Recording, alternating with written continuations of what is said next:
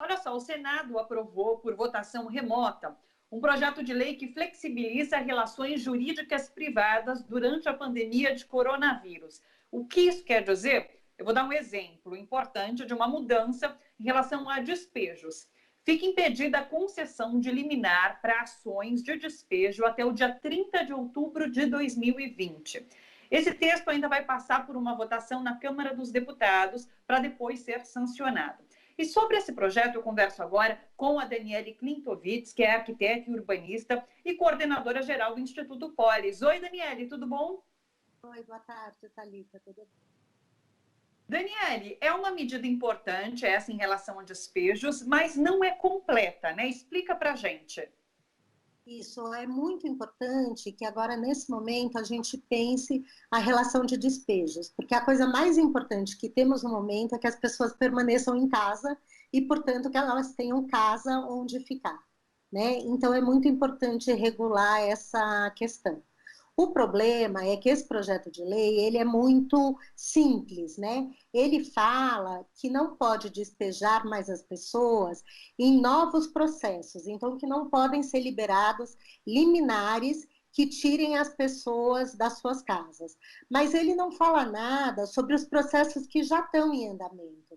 E a gente tem milhares de processos em andamento, né? Com milhões de famílias ameaçadas de despejo no Brasil. Então, ele precisava tocar nesse assunto e interromper qualquer processo de despejo nesse momento.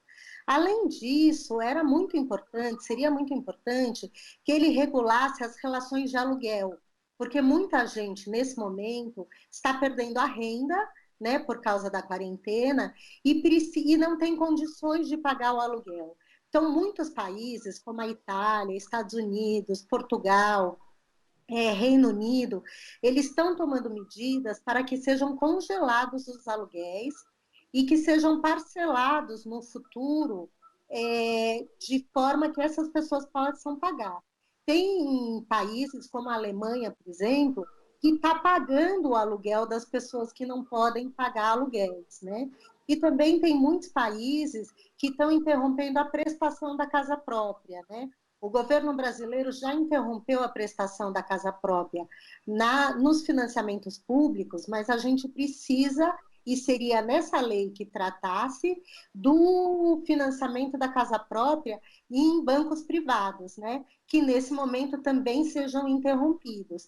Porque todas essas medidas são muito importantes para garantir que as pessoas continuem nas suas casas e que possam se isolar e fazer a quarentena, né? Então, esse é um momento e é uma questão em que a habitação passa a ser um problema de saúde pública. A gente entende que existem pessoas que têm o valor do aluguel como fonte de renda, de fato, pequenos locatários, por exemplo. Então, seria a função do Estado, de repente, assumir esse pagamento, como a Alemanha fez no caso. Exatamente. A gente tem que pensar nas duas pontas, né? Então, a gente tem que pensar nas pessoas que não vão conseguir pagar aluguel nesse período, mas também nas pessoas que têm o aluguel como a sua renda principal. E, nesse caso, o governo tem que fazer algum programa de renda emergencial para esses locatários. Tem países, como você citou, a Alemanha, que estão transferindo para o Estado o pagamento desse aluguel para os pequenos proprietários. Essa questão de pegar o montante do aluguel e parcelar para depois também é complicado, porque nem sempre essa pessoa vai voltar a ter a renda que tinha, que foi suspensa nesse período. No entanto, esse projeto não trata de nenhuma das duas questões, né? Exatamente. Obviamente, se a perspectiva for o parcelamento a longo prazo, terá que ser com muito longo prazo, sem juros, possibilitando que as pessoas tenham como pagar, né? Porque quando as pessoas saírem da quarentena, ainda levaremos muitos meses para recuperar a economia, recuperar salários, empregos, né? Então, a gente tem que garantir isso.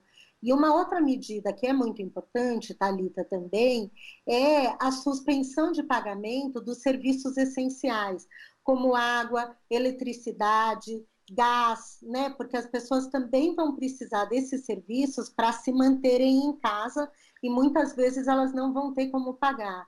A gente tem visto várias doações, por exemplo, de cesta básica, mas as pessoas em favelas têm relatado que elas não têm conseguido usar a cesta básica porque elas não conseguem pagar o gás, que aumentou muito, né? Então, tanto o gás encanado, ele tem que passar a ser isento de pagamento nesse período, como tem que se pensar formas de distribuir botijões de gás para onde a gente não tem rede de gás encanado, para que as pessoas possam se alimentar adequadamente. Daniele, você vê possibilidade de alteração nesse texto agora que ele vai passar ainda pela Câmara? Olha, a gente está animado, a sociedade civil tem feito muitos contatos com os deputados da Câmara de Deputados, justamente nessa perspectiva de tentar alterar, né? Tem várias instituições da sociedade civil que têm trabalhado nisso, que fizeram notas técnicas dizendo como deveria ser, que tipo de conteúdo novo deveria estar incorporada, e estamos esperando, acreditando num bom resultado, apesar de ter sido muito ruim o resultado no Senado. Discussão importantíssima. Tem alguns outros pontos desse projeto que a gente pode conversar, acho que nas próximas vezes, porque, na verdade, estava para ser votado essa semana na Câmara, mas não há data ainda, né?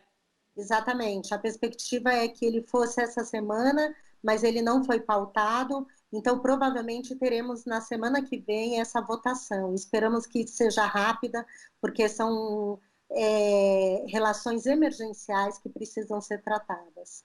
Sim.